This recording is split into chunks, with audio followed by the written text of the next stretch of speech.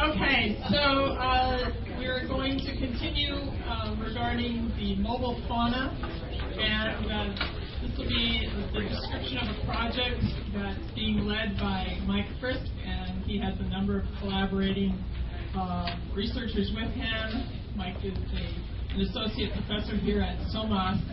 He had proposed this study to New York Sea Grant as part of our regular biennial call, and we were in a position to fund it, part of it, earlier, and we collaborated with the New York State DEC in that we funded the first 6 months of the project, and then their funding picked up, and since then the National Park Service picked up. So it's been, as I guess you can see from the slide, a number of different collaborating and funding organizations with this. So with that, I'm going to turn it over to Mike and Bob. Okay. Well, thank you for sticking around for the afternoon. And we're going to go over 3 years of data that we've been collecting that dates back in the first year in 2007, which was a trawl survey of the finfish and shellfish of Great South Bay, funded by New York DEC. To look at what we would need to do and sort of do a pilot study looking at developing a long-term trawl sampling program. So we're really lucky we have the 2000 data to compare it then to 2012 or 2013 and 2014 after the breach to see how the communities have changed. And the focus of our project is really to look at how the breach has impacted the ecosystem in terms of the species community assemblages and the health of the ecosystem over time. We're still in the middle of collecting data, like several of the presentations I've indicated, and a lot of this is very new to us in terms of the results we're going to show. And so keep that in mind as we go through them. We haven't really had time to develop the statistical models that we will to look at whether that trends we're showing are just noise or actual real trends. But with that in mind, we're going to give you an update and let you know what we're seeing sort of along the process.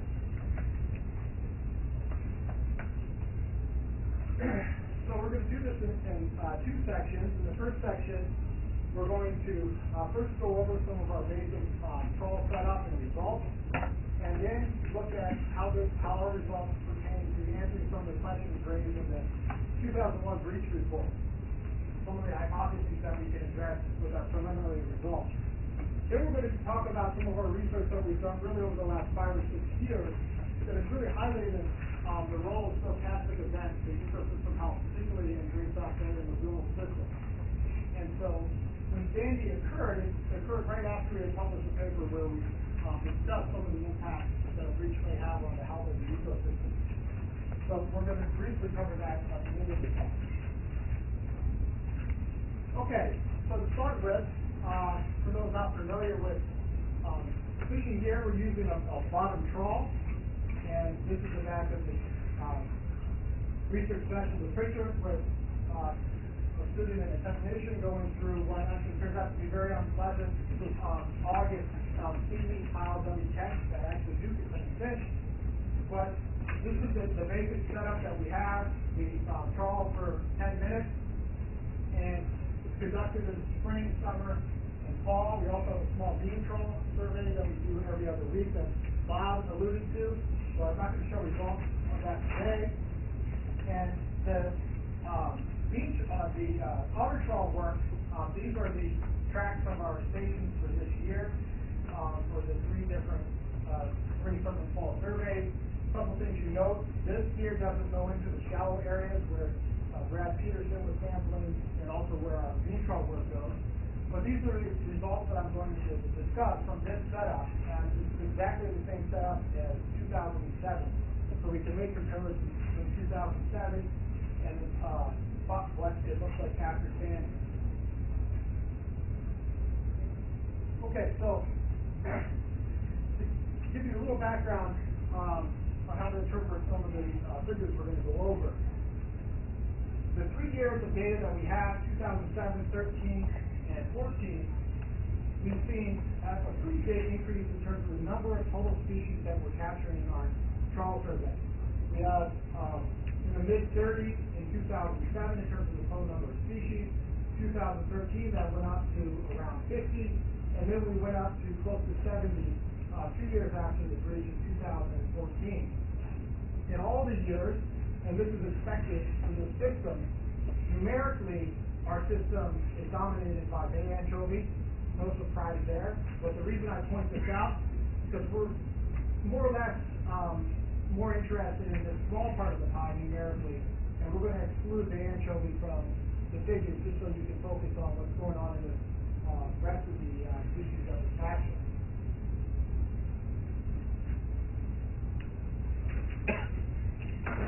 Okay, so I'm going to go over 3 pie charts that are a little bit messy and noisy, and I'm going to tell you what I want you to focus on as we go through these. There's really 2 major points, and the first is how many species are being caught.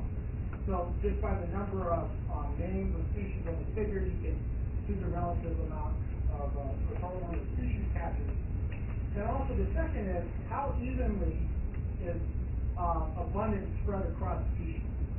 So sort of from a theoretical perspective, a healthier ecosystem will have abundance spread throughout a greater number of species. So you'd want to see more species that you can actually figure out what color they are in this chart.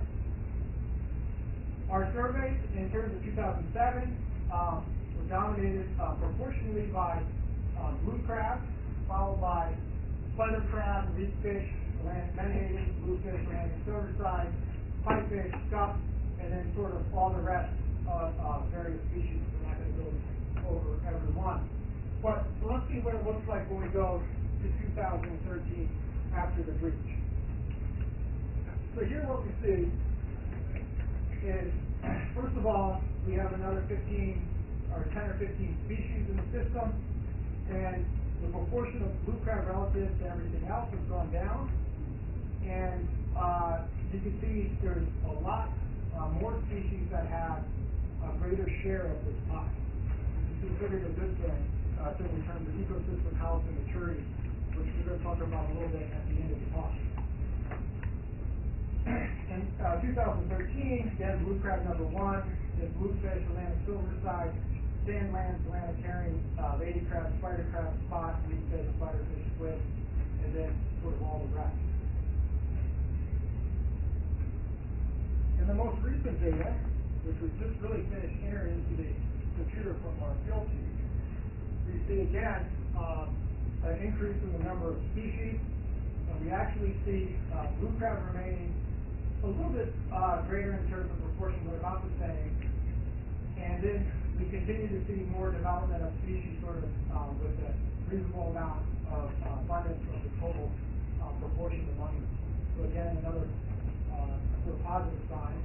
And this year, lady crab, spider crab, squid, popper, connor, pinefish, swimmer flounder, bluefish, butterfish, bluefish, and all the rest. So we see some shifting in the top 10, some new species coming in out of the top 10, but there are a few that are normally remaining quite abundant proportionally to the rest of the community.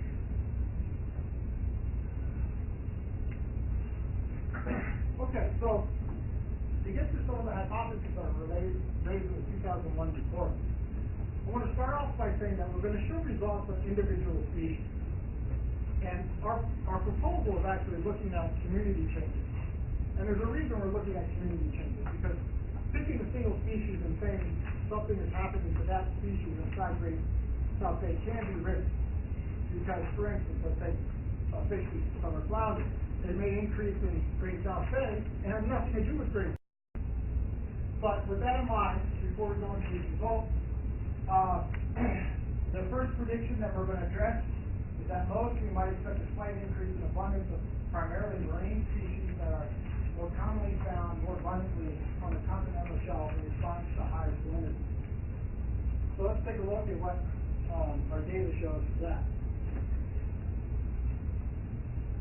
So this figure shows the percent change in abundance for all the species that we caught in all 3 of the surveys.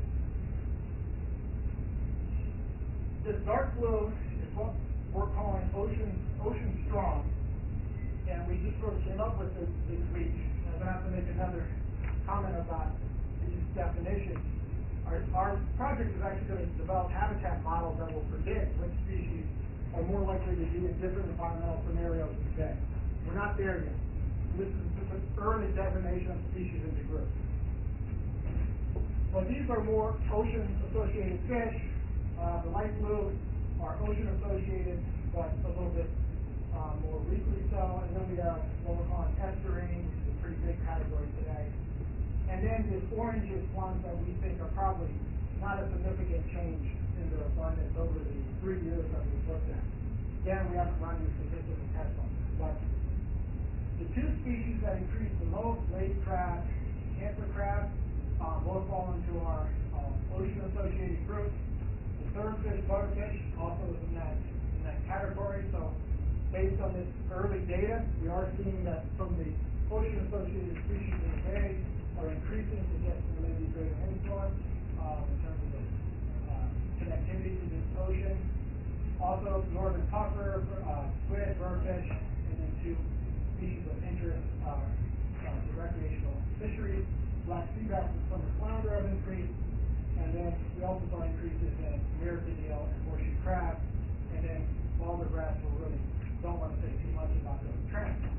The other thing here is that following the breach, we generally see an increase. So there's far more species increasing in their trends than decreasing.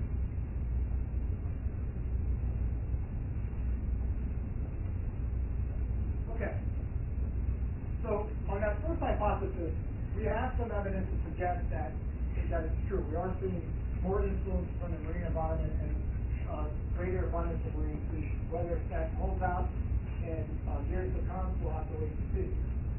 The second hypothesis that we looked at was this one: an almost certain effect of a new inlet will be changes in the distribution of fishing efforts, such that it will be redistributed throughout the bay rather than focus at Fire Island Inlet. Well, we're not looking at fishing effort in our study. Anecdotally, reports indicate that people are fishing at the inlet and catching sort of what we could consider marine-oriented fish. What we are doing is tracking, again, the abundance of species and also the distribution and changes in distribution of species. It can give you an idea of not only are they increasing, but where are they increasing and where are they occurring in the bay.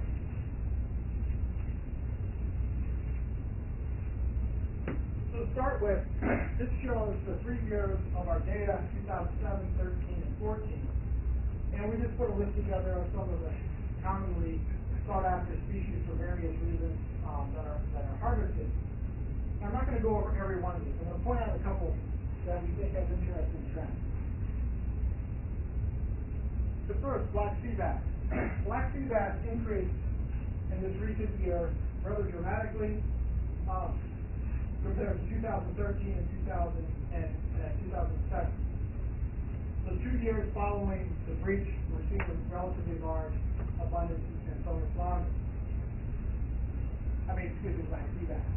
The next one is summer flounder, which shows a relatively large increase compared to 2017, both years following the breach. And these are both, again, marine-oriented species in terms of their habitat preferences. And Taltog also increased quite a bit in the last 2 years of data. Now, there's other species on here, such as skunk, and we actually have a lot of these in our database in the most recent years. So we didn't catch in 2007, but we're catching now. And a lot of those are tropical and ocean-associated fish. So it's really too early for us to draw any conclusions. So we're not even going to show that data today. But just to let you know that there's a lot of species that weren't in our earlier surveys that are in there now. So, since we've had an increase in abundance, can we say anything about their association with the breach? So, we'll start with summer flounder. And in 2007, you see they're relatively spread throughout the bay, kind of sparsely. In 2013, we see an increase somewhat in the middle of the bay. And then in 2014, the eastern end of the bay we see a pretty strong increase in abundance associated with the eastern side of the bay. Now, a couple interesting things come out here, as you'll see in the other species that we showed the present figure for as well, is that we have this increase near the breach, but we're not seeing the same kind of results at the inlet, which raises some interesting questions of why you wouldn't expect, well, you would expect to see it in both inlets. Some of the possibilities we've thrown around in the last couple of days looking at this is that perhaps the natural inlet is more inviting in terms of what the fish would like to go through and be attracted to. Possibly there's some influence with what's going on in terms of the connectivity between bridges that maybe some of the stuff Brad talked about earlier. We don't know. But what we do know is that in 2014, that side of the bay seems to be the habitat where some of the flounder are preferring.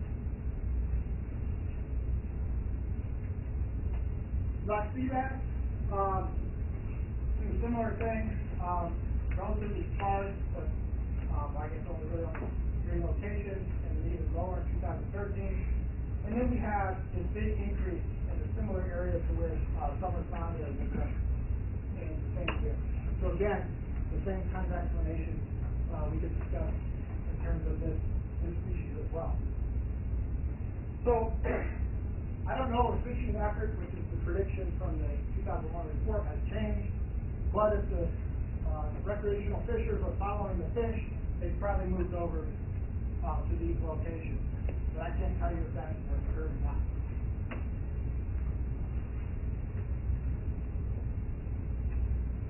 Okay, so those are the hypotheses that we can address at this point. And the ones we've discussed are in orange, and the ones we haven't discussed are left white. So for these other ones, the first one, circulation patterns, will likely affect only those species with planktonic eggs and larvae. We're not looking at this directly, but if this kind of monitoring continues, we will be able to look at whether those groups of species are being affected. And I think it really makes the argument that you have to have continual surveys if you want to know what's going on in your system. You got to have benchmarks, you got to know when big changes are occurring and so forth. Temperature may affect growth rates. Well, this is something we speculated would happen, and we've been trying to get some projects funded to look at that in the fish. One of the things we're interested in is looking at the fish that live longer, that were alive during the period before and after the breach, but we haven't had that work funded yet. The next one, the most important, indirect effects of the breach on fishes will probably be due to changes in the ratio of unvegetated to vegetated habitat. I think that's really best addressed by Brad. And the next one, inlet will increase access to piscivorous fishes to forage fish like silverside and anchovies. And we see the ratio of those two groups affected. I think this is probably occurring. And you'll see in this last part of the talk, we're going to talk about really the loss of the piscivorous fish, those are fish that resist out predators in your system, that has really had a long-term negative impact on Great South Bay, that we've lost that component of the system to some extent. We will look at that, we haven't yet. And then this last one, whether or not the bay is going to become more similar to the ridges and Shinnecock.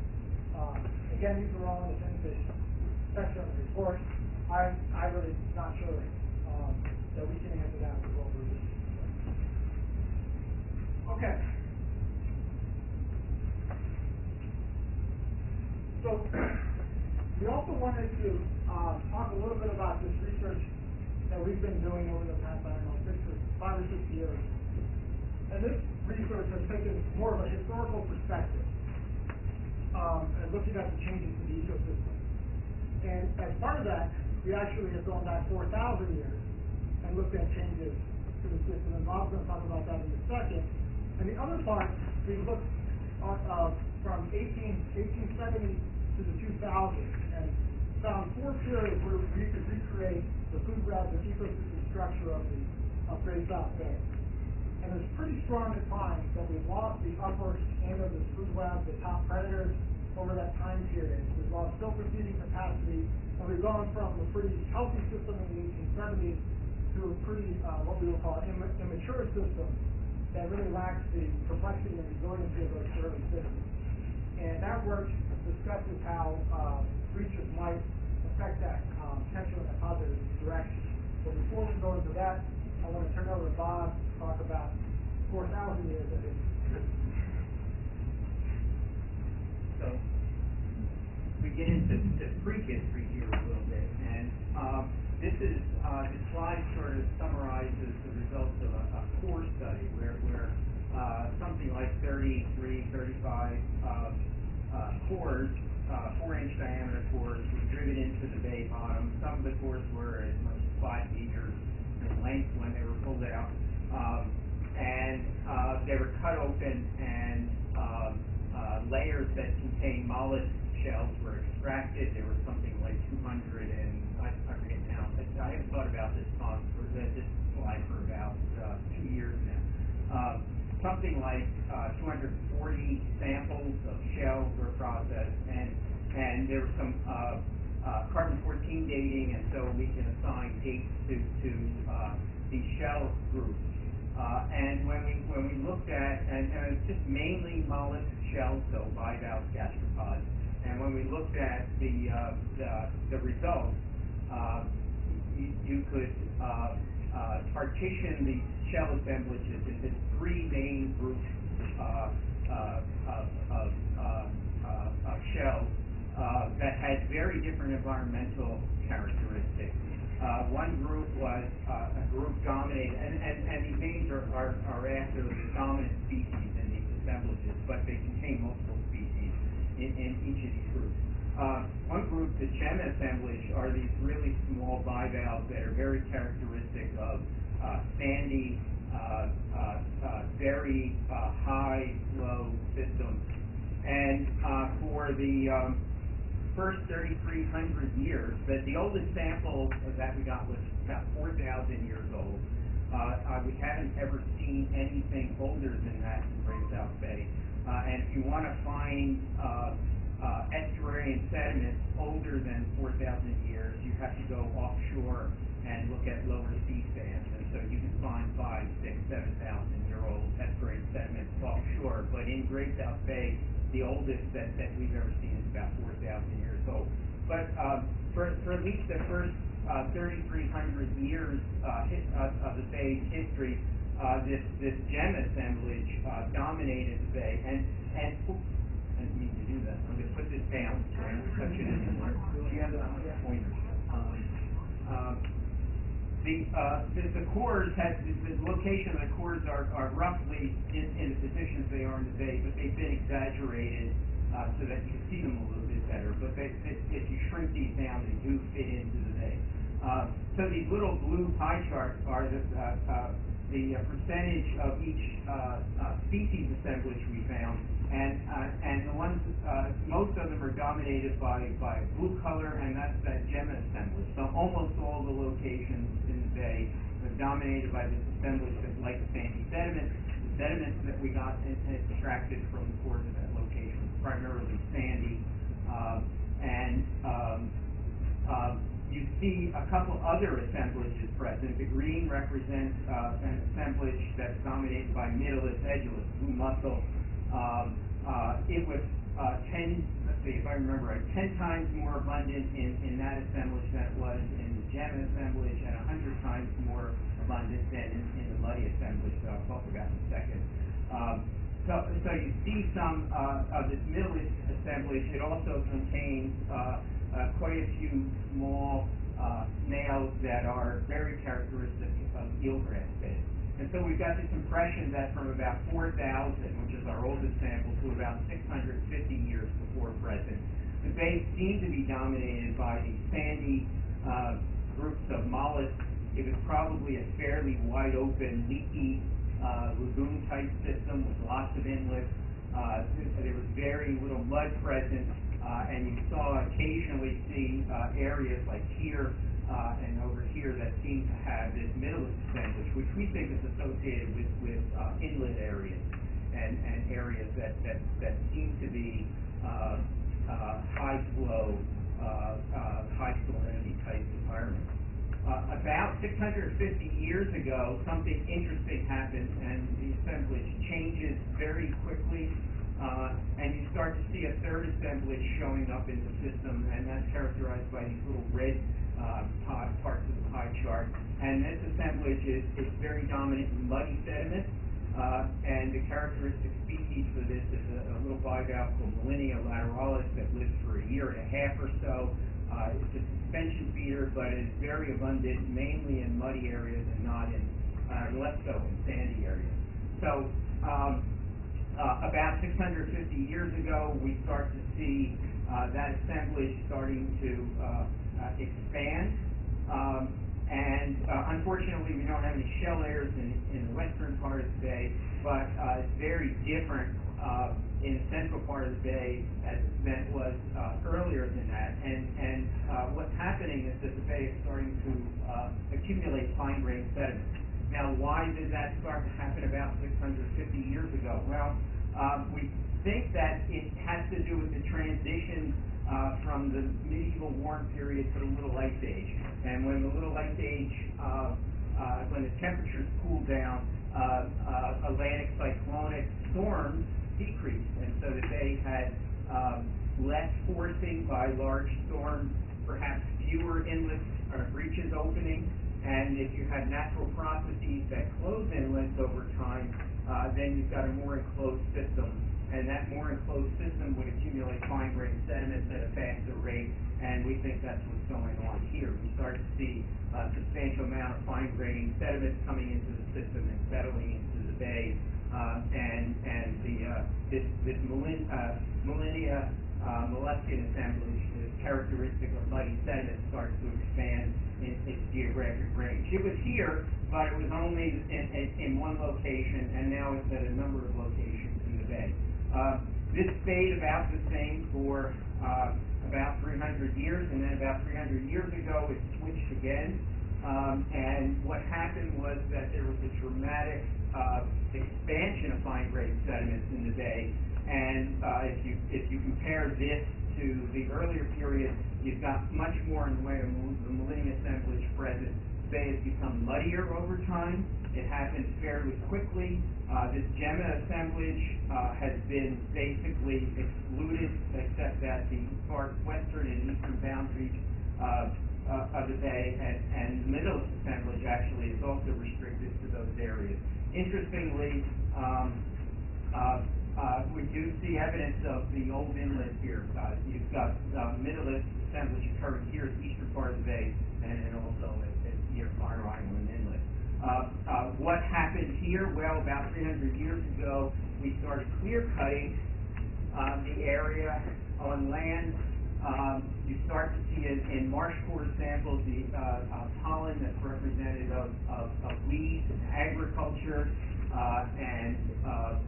so it's very clear there was a lot of clear-cutting going on, and that clear-cutting may have given rise to a greater runoff from the land, especially carrying fine-grained sediment.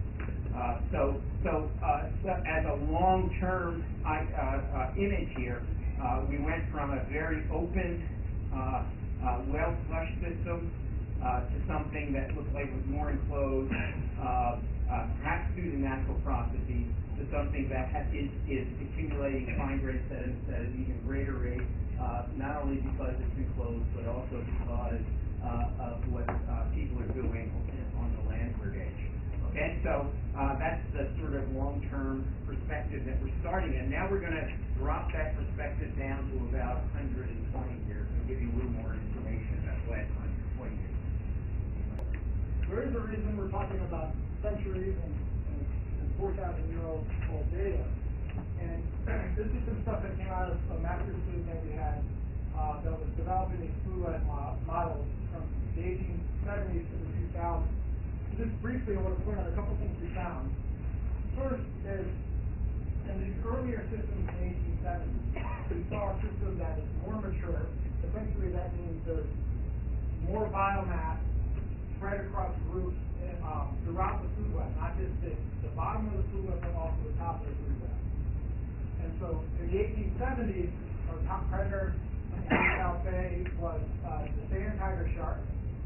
And if you look then in the most recent period, we did models in the you see really a shading of the upper trophic part of the system, or overall reduction of biomass in the upper section of the system, and the sort of middle trophic.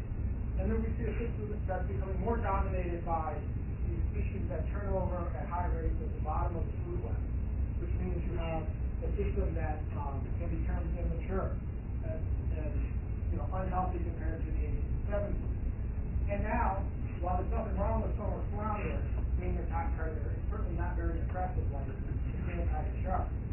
So we've seen some pretty dramatic changes. And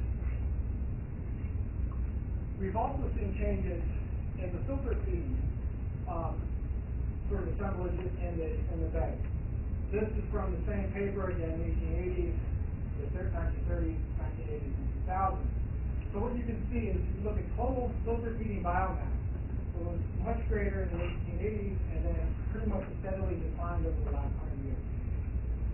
If you look at the upper trophic biomass, so those sand tigers and other big sharks, you have the 1880s was the highest, and you see a decline. As well as if you look at migratory species, and these would be primarily species that would fit into that ocean group in our trawl component of the frost, have also declined. If you look at the composition of the filter feeding group, in the 1880s model, it was a small extent hard clams, menhaden played a large role, and then oysters played a large role. Around 1900, the menhaden stock collapsed and really removed the older individuals that are thought to spawn further north, and has greatly restricted spawning for the last 100 years, really north of the sort of the middle Atlantic region. So that has never returned. So we've lost this menhaden filter feeding biomass, and it lingers on at a very small level, but nothing compared to historic levels. Oysters greatly were reduced in the 1930s, and then in the 1980s. And then we have our more recent models showing overall filter feeding biomass declining to very low levels.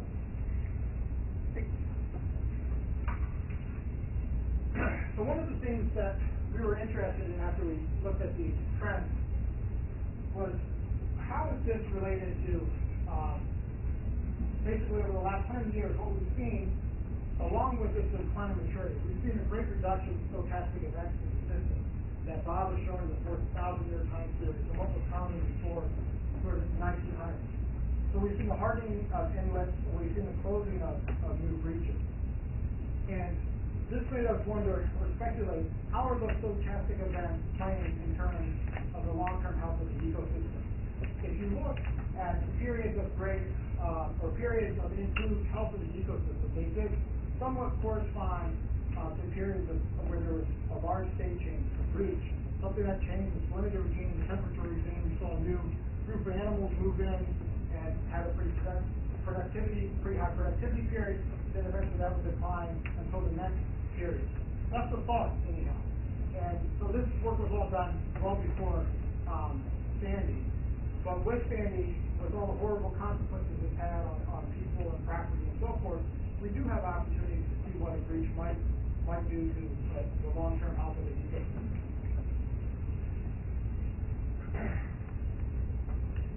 Okay, and so just to end, our current project is really looking at the species habitat associations to develop models to predict how those are going to change over time with the state change from the breach. And our hypotheses are to look at a greater occurrence of marine species, similar to the 2001 report, a decreased habitat of the freshwater brackish species, which we didn't talk about today, but this is thought moving further inward, and a greater exchange of energy between Great South Bay and the ocean. Hopefully, you'll return to something like we had in the 1870s. Maybe not, I don't know. And then potential recovery of maturity of the system. And again, only time will really tell whether that happens. That's where we were going to stop. I'd just like to, we would have to do this. We had, I think, over 250 person days on cruises this summer. So our graduate students and technicians really got a lot of work out throughout the summer. And when you're testing all through these in August, it's pretty But it's analysis for hardware, and that's where I'll stop.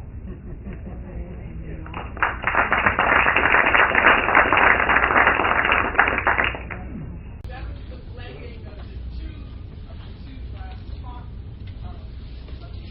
together. I presume that if the breach is either closed artificially or closed by itself, we're going to revert back to this old and mature system. Well, I'm not sure that we can say that we have an increase in maturity yet. But if that's happened, it might do that. I think, we really can't conclusively say that the maturity of the system's changed at this point. But yeah, if that was the cause, and it closed, it would probably revert back.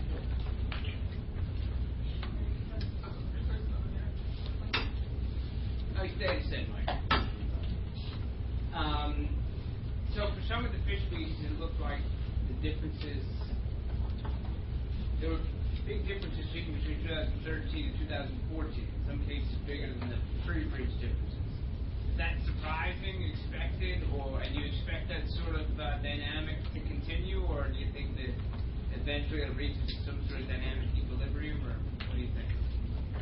Yeah, I don't know the answer to that. Some of those effects may be differences in the survey in the 2 years, which we haven't had time to look at. And the data is very early. But I don't know. We only have 3 years. Right? So that's really the best I can do. Just a little. The weak fish went down, right? Mm-hmm. Did they go down in the spots where the other fish went up? Or is there some kind of relationship like that? Well, okay. So this is where it gets. The answer is I don't know. We haven't actually looked at where weak fish are in the survey. The only species we've got time to map are the ones that I showed, except for cancer crab, which we looked at, which shows the exact same thing as black sea bass. The weak fish, some of these trends that we're looking at are probably associated with the stock of weak fish that covers many miles. So you have to separate the effect of what's going on outside of the system and what's going on inside the system, and we haven't done that. One of the ways is to look at where they are in the bay. Are they going to places that they weren't going before? And then whether or not they increase outside of the bay, you can control for and see if there's still an effect. But we haven't, weak fish we haven't looked at, so I can't specifically discuss that. Yeah, just kind of a thought on the thing you pointed out about finding summer flounder in Belfort Bay after the breach, but not really seeing that many near Fire Island Inlet when you look. Just on personal observations, the numbers of summer flounder have incredibly increased over the last 3 years, just in general. And I'm wondering, and everybody fishes at the inlets because they know that's where the fish are. So there's no doubt there's plenty of summer flounder at Fire Island Inlet, which also happens to be a fairly large, space for those fish to be in. Whereas the new inlet is relatively tiny, and I'm just thinking that fish get in there and they kind of get bottlenecked in that area. So you see them, whereas you're just not going to be able to catch them as easily at Fire Island Inlet, and that may be part of the reason you're seeing so many at that end. Yeah, so if the species aggregates strongly, you can have some issues with that. The only thing I'll say is that we did hit them in several different locations. And we have caught them in the inlet, just on the same numbers. Mike, would it be possible to actually detect and document the passage of fish through the inlet through various means? That's a good question. I haven't thought about that, but I mean, certainly there's acoustic. I don't know if you know what species are coming through, but you could probably set something up to see total numbers coming through. Jim Gilmore, is he might know more about those acoustic systems, but I know they have them on some on the East River, for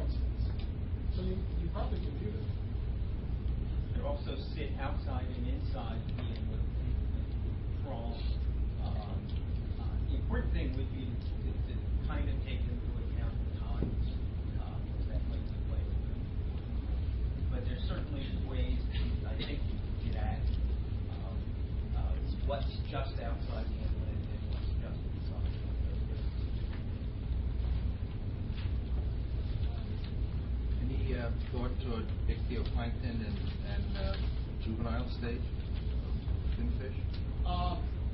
Yeah, we haven't. We're not really sampling those stages. So I haven't thought too much about it. Other than some of the work Bob showed earlier with blue mussels, and some of the thoughts about circulation, like